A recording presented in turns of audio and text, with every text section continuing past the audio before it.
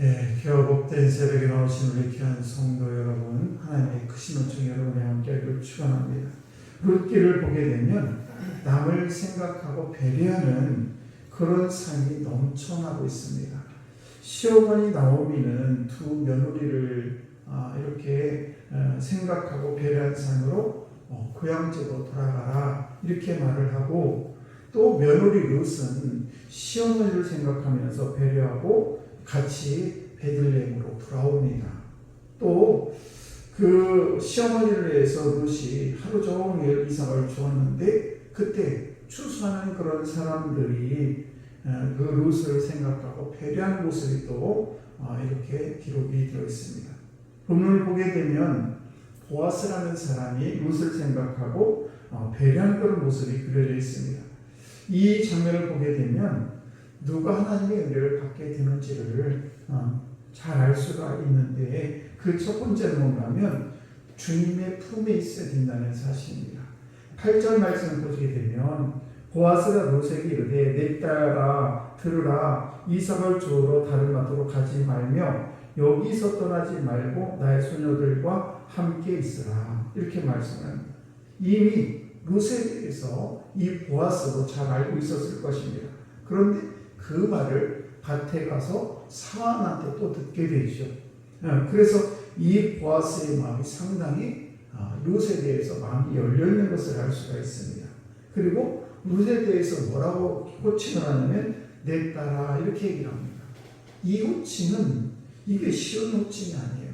처음 보는 그런 여자분한테 내 딸아라고 한다는 것이 쉽지는 않습니다. 그래서 이렇게 이 보아스는 룻에 대해서 따뜻한 호칭을 쓰고 있다는 것을 알 수가 있습니다. 그러면서 그 룻이 이삭을 주는데 이상이 어려움 없도록 그렇게 잘 배려를 합니다. 그리고 그 룻을 도우면서도 거기에 거만하거나 내가 내 땅이니까 네가 주는데 그래 내가 알았죠 이렇게 거만을 떨지 않는 그런 모습을 보면서 그 룻이 이렇게 이삭을 주는데 수치심을 갖지 않도록 배려하는 그런 모습을 볼 수가 있습니다.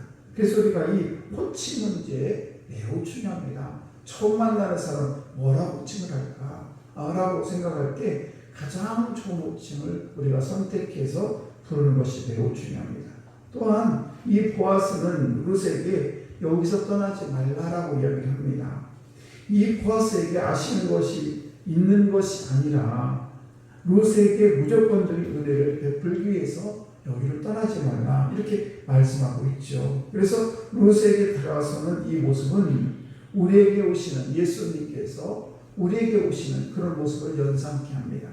주님이 저와 여러분들을 만날 때 선하고 아름답고 이래서 우리를 만나는 것이 아니라 저와 여러분이 죄와 허물로 신음한 우리에게 오셔서 내 아들아 내 딸아 부르는 것처럼, 그렇게 우리 주님께서 우리를 부르시는 것처럼 이 보아스라는 분이 룻에 대해서 내 딸아 이렇게 부르면서 아주 친근하게 어려움 없도록 이렇게 배려하는 모습을 볼 수가 있습니다. 그래서 저와 여러분들이 정말 하나님의 은혜 가운데 오늘도 살아가고 있는데, 이처럼 우리가 하나님의 은혜는 저들이 잘해서가 아니라 그럼에도 불구하고 우리가 정말 어렵고 힘든 가운데도 하나님께서는 여전히 내 딸과 내 아들을 부르고 계신다는 것을 잊어서는 안 될 줄 믿습니다. 또한 이 보아스는 계속해서 룻을 배려하는 조치를 내리게 되는데, 9절 말씀을 보시게 되면 그들이 베는 밭을 보고 그들을 따르라, 내가 그 소년들에게 명령하여 너를 건드리지 말라 하였느니라. 그러면서 목이 마르거든 그릇에 가서 소년들이 기어온 것을 마실지니라 하는지라. 그 밭에서 일한다는 거 우리가 잘 알다시피 목이 굉장히 타고 어렵습니다. 그런데 이 보아스라는 분이 롯을 너무 배려하는 가운데에 그 밭에 이삭을 줍는 거 내가 소년들한테 거기 이 고리를 베는 사람들 다 말을 해놨고 절대 너를 건들지 못하게 했을 뿐만 아니라 네가 목마르거든 저 소년들이 떠온 저 물을 네가 마셔라, 또 이렇게까지 배려하는 모습을 볼 수가 있습니다. 그러니까 만약에 이 말씀 속에서 룻이 그 보아스의 그 땅에 가지 않고 다른 곳에 갔더라면 어떤 일이 벌어졌을까? 하나도 혜택을 받지 못했을 것입니다.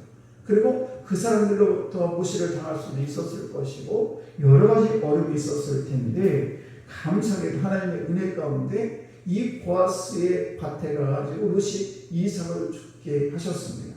그래서 모든 것을 다 빼앗길 수밖에 없는 그런 상황에도 불구하고 하나님께서는 이렇게 룻에 대해서 좋은 사람을 만나게 하시고 그러면서 룻이 거기서 편안하게 물도 마시면서 이삭을 죽게 만들었다는 사실입니다.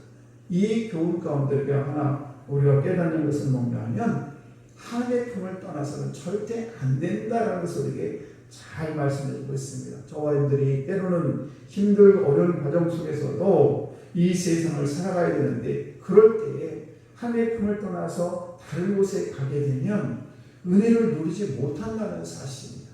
그러나 하나님의 품으로 돌아오게 되면 다시 일어서게 된다는 것을 우리에게 말씀해 주고 있다는 것입니다. 오늘도 우리 사랑하는 성도 여러분이 오늘 하루를 살아가는데 주의 품 안에서 그리고 하나님의 품 속에서 머무시는 우리 귀한 성도들 되셔서 하나님의 품으로 돌아와 다시 일어서는 우리 귀한 성도들 다 되시기를 주의 이름 안에 축복합니다. 기도하겠습니다.